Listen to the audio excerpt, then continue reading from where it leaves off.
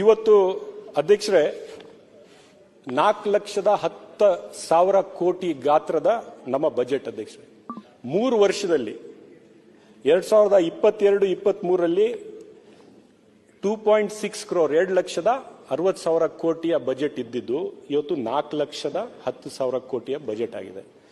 ಬರೀ net receipts ಈ 2 ವರ್ಷದಲ್ಲಿ 60,000 ಕೋಟಿ ಹೆಚ್ಚಾಗಿ ಮಾಡಿರ್ತಕ್ಕಂಥದ್ದು ನಮ್ಮ ಸರ್ಕಾರ ಮತ್ತೆ ನಮ್ಮ ಮುಖ್ಯಮಂತ್ರಿಗಳು ಸಿದ್ದರಾಮಯ್ಯನವರ ಆರ್ಥಿಕ ಒಂದು ಬದ್ಧತೆ ಏನಿದೆ, ಅವರ ಕ್ಷಮತೆ ಏನಿದೆ ಅದು ತೋರಿಸುತ್ತೆ ಅಂತ ನಾನು ಇವತ್ತು ಹೇಳಕ್ಕೆ ಇಚ್ಛೆ ಪಡ್ತೀನಿ ಅಧ್ಯಕ್ಷರೇ.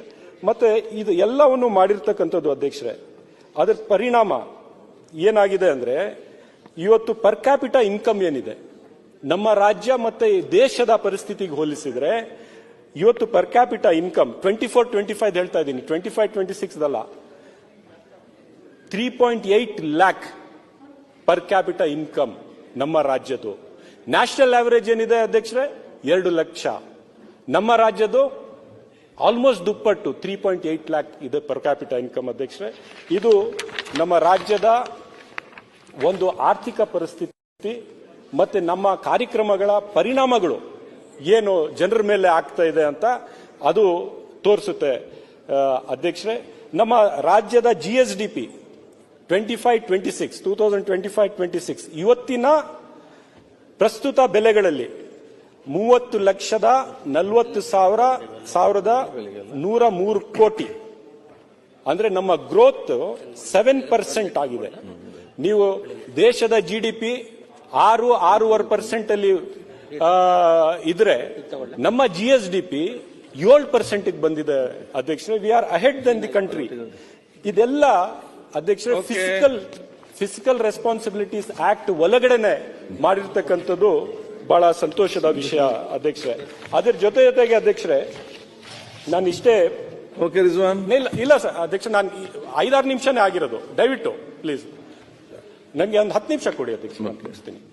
ಇವತ್ತು ಗ್ಯಾರಂಟಿ ಸ್ಕೀಮ್ಸ್ ಬಗ್ಗೆ ಎಲ್ಲರೂ ಮಾತಾಡಿದ್ದಾರೆ ಅಧ್ಯಕ್ಷರೇ, ಪರನೂ ಮಾತಾಡಿದ್ದಾರೆ, ವಿರುದ್ಧನೂ ಮಾತಾಡಿದ್ದಾರೆ. ನಮ್ಮ ಪಕ್ಷದ ಶಾಸಕರು ಕೆಲವರು ಟೀಕೆ ಮಾಡಿದ್ದಾರೆ, ವಿರೋಧ ಪಕ್ಷವರಂತೂ ದಿನ ಬೆಳಗ್ಗೆ ಟೀಕೆ ಮಾಡ್ತಾನೆ ಇದ್ದಾರೆ.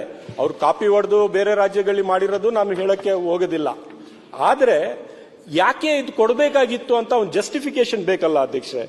ಇವತ್ತು ಈ ದೇಶದ ಆರ್ಥಿಕ ಪರಿಸ್ಥಿತಿಯನ್ನು ನೀವು ನೋಡಿದ್ರೆ ಅಧ್ಯಕ್ಷರೇ, ಆಕ್ಸ್ಫಾರ್ಮಿನ ರಿಪೋರ್ಟ್ ನಾನು ಒಂದೇ ನಿಮಿಷದಲ್ಲಿ ಹೇಳ್ತೀನಿ ಅಧ್ಯಕ್ಷರೇ.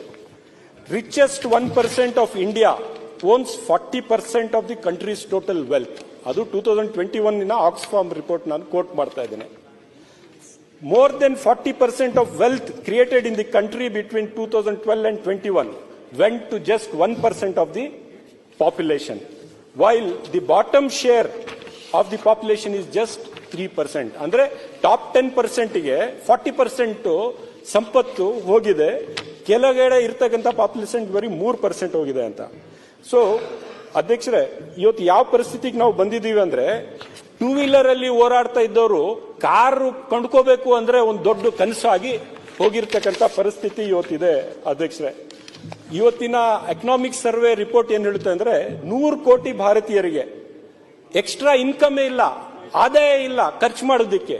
ಆದಾಯ ಇಲ್ಲದೆ ಇದ್ರೆ ಖರ್ಚು ಮಾಡ್ತಕ್ಕಂಥ ಪರಿಸ್ಥಿತಿಯಲ್ಲಿ, ಖರ್ಚು ಮಾಡದೇ ಇದ್ರೆ ಎಕಾನಮಿಯ ಪರಿಸ್ಥಿತಿ ಏನು ಅಂತ. 60% ಆಫ್ ದಿ GSDP ಇವತ್ತು ದೇಶದಲ್ಲಿ ಕನ್ಸಂಪ್ಷನ್ ಮೇಲೆನೆ ಡಿಪೆಂಡ್ ಆಗಿರ್ತಕ್ಕಂಥದ್ದು.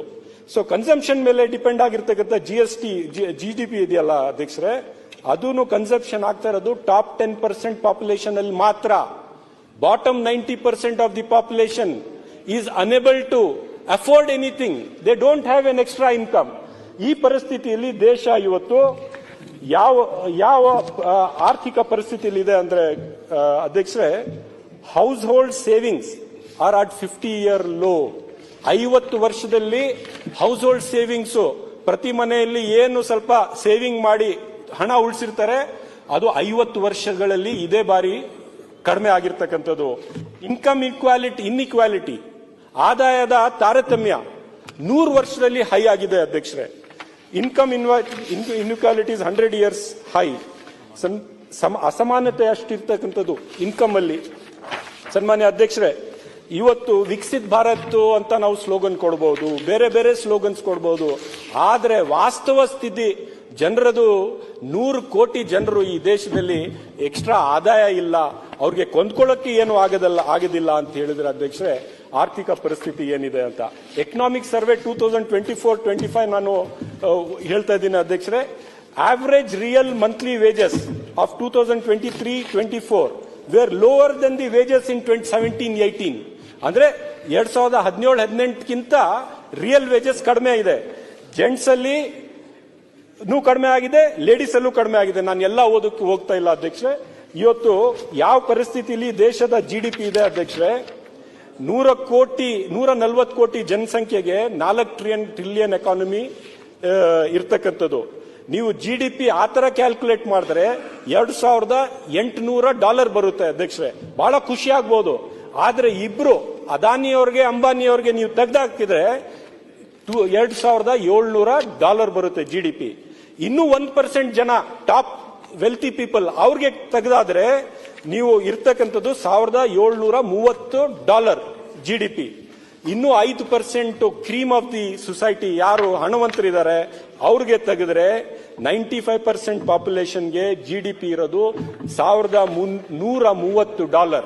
ಅಂದ್ರೆ ಸಬ್ ಸಹಾರನ್ ಕಂಟ್ರೀಸ್ ಆಫ್ರಿಕನ್ ಕಂಟ್ರೀಸ್ GDPಗೆ ನಮ್ಮ 95% ಪಾಪ್ಯುಲೇಷನ್ GDPಗೆ ವ್ಯತ್ಯಾಸನ ಇಲ್ಲ ಅಧ್ಯಕ್ಷರೇ. ಸೊ ಈ ಸಂದರ್ಭದಲ್ಲಿ ಗ್ಯಾರಂಟಿ ಸ್ಕೀಮ್ಸ್ ನಾವು ಕೊಡದೇ ಇದ್ರೆ ಅಧ್ಯಕ್ಷರೇ, ಈ ಬಡ ಜನರ ಪರಿಸ್ಥಿತಿ ಏನು, ಸಾಮಾನ್ಯ ಜನರ ಪರಿಸ್ಥಿತಿ ಏನು?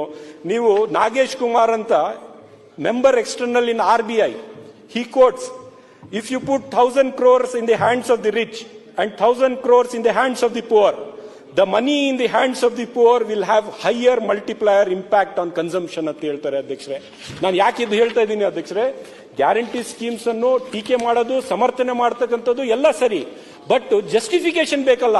ಇವತ್ತಿನ ದೇಶದ ಆರ್ಥಿಕ ಪರಿಸ್ಥಿತಿ ಯಾವ ಪರಿಸ್ಥಿತಿ ನಾವು ತಲುಪಿದೀವಿ ಅಂದ್ರೆ, ಈ ಗ್ಯಾರಂಟಿ ಸ್ಕೀಮ್ ಕೊಡದೇ ಇದ್ರೆ ಈ ರಾಜ್ಯದ ಸಾಮಾನ್ಯ ಜನರು ಬದುಕುವುದಕ್ಕೆ ಸಾಧ್ಯವಾಗಲ್ಲ ಅಧ್ಯಕ್ಷರೇ.